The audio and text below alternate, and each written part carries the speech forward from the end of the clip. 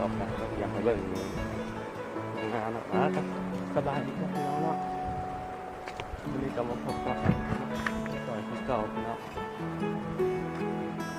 อันนี้เป็นเพจมาภาษาพ่อแม่ลูกเลย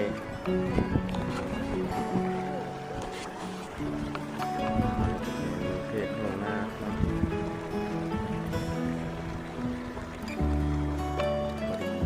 ช่วงฤดูเก็บเกี่ยวพี่น้องธรรมชาติงามหลายธรรมชาติ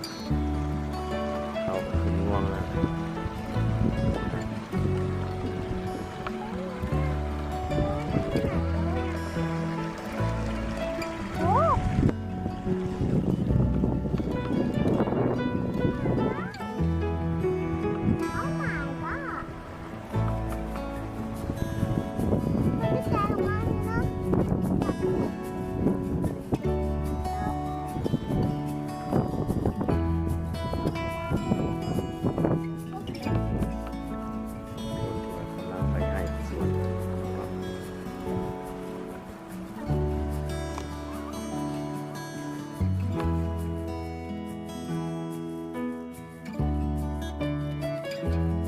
มื้อนี้ก็มา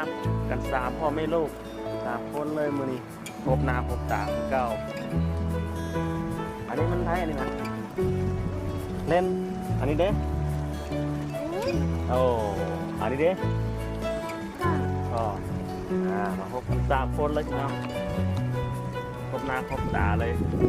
เปิดตาให้มื้อนี้มาเที่ยวธรรมชาติของนาไปไกลกับบ้านสะออนของเรา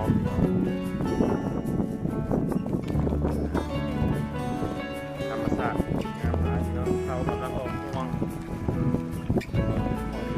ลมๆงามๆบ่ว่าตื่นประมาณบ่ฮอดเดือนนะครับเกี่ยวเอาเพื่อนเนาะไปไกลกับมาล่างลิ้นธรรมศาสตร์งามหลายเสียดายนะแค่นะผมเนาะ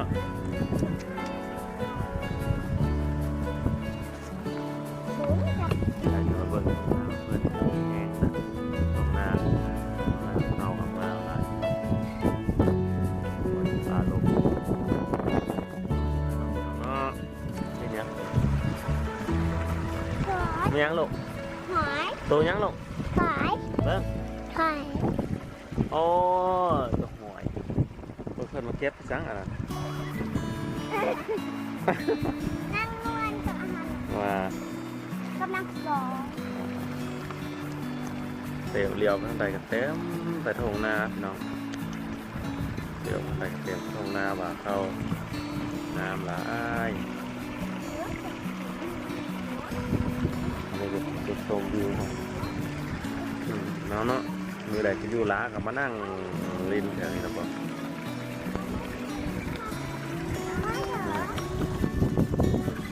นั่นแล้วชอบเก็บหอยอีกแล้วบางหอยอันนี้เป็นหอยกินหญ้าวะพี่น้องหอยกินหญ้าเนาะโอ้ได้เป็นละ2 ตัววะสัน2 ตัวเลยไปย่างน้องลูกมาเด้อเล่นเตรียมอะไรเพิ่มนะครับ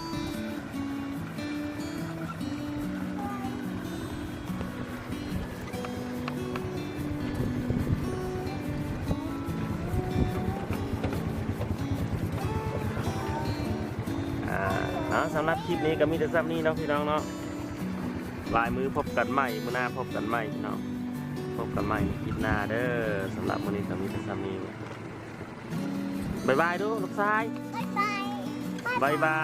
ยดูบายบายหมดดูไปสอบถ่ายหกกันเด้อ